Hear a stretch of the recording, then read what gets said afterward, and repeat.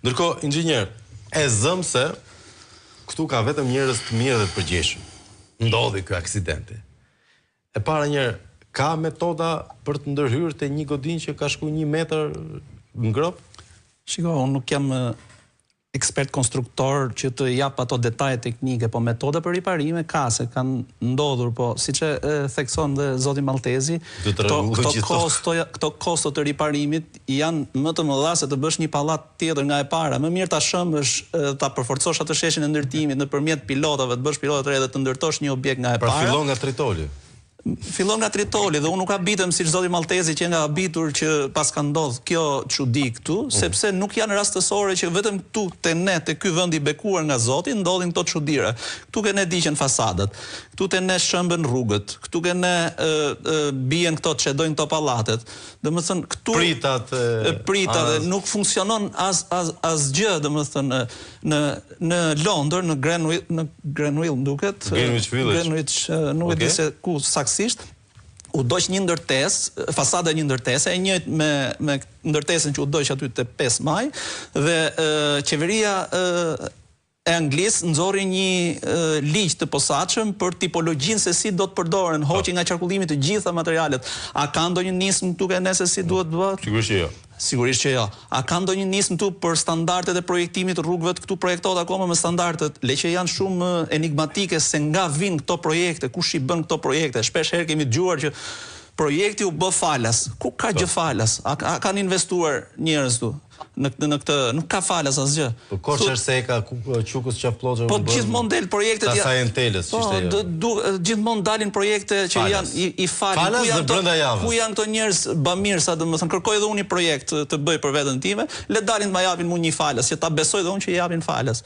Pra janë çdo gjë bën enigmatike, nuk është ajo transparenca me publikun, se të gjithë e din, çdo që të pyesësh, çdo inxhinier që të pyesësh, çdo njeri që banon në Durrës e din tipologjinë e ndërtimeve ose ato inxhinierë që jetojnë në qytetin e Durrësit. Kush i pyeti ato? Po që s'ke nevojë fare për studime nga e para. Nuk ke nevojë.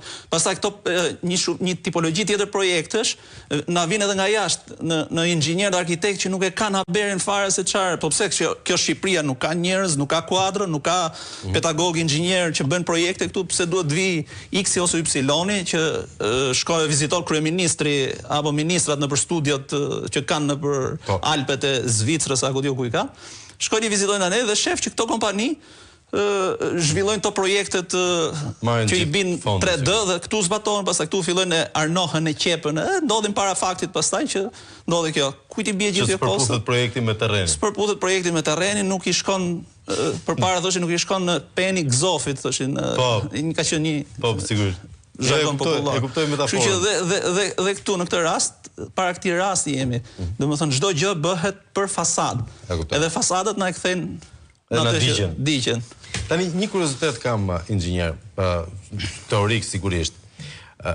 Këto punime ndërkohë e kanë dëmtuar basenin e portit vjetër të Durrësit dhe a mund të rekuperohet? Fjala vjen për shembull. Mund të rekuperohet aty apo është e dogjën komplet gjirin? Jo, për të parë nëse i kanë dëmtuar këto basenat apo jo, duhen parë të gjitha dokumentacionet teknike. Ta thash edhe në fazën që unë dhash atë intervistën për Piranjat, nuk akoma ishte faza që sishim njohur me projektin teknik. Pra edhe atje duhet të njohësh projektin teknik, duhet njohësh infrastrukturën inxhinierike që kalon pranë portit, që ka kaluar për qytetin e Durrësit, se qyteti i Durrësit është një qytet që është edhe nën kuot në detit, pra është i mbushur. Qyteti i vjetër i Durrësit është nën nivelin e tokës që është sot. Dhe patjetër që aty ka plot vepra inxhinierike që janë hidrovore, gjëra që derdhin ujërat në det. Kështu që çdo ndërtim i pa studiuar mirë, për më tepër i këtyre përmasave, patjetër që dëmton, rrezikon këto vepra inxhinierike.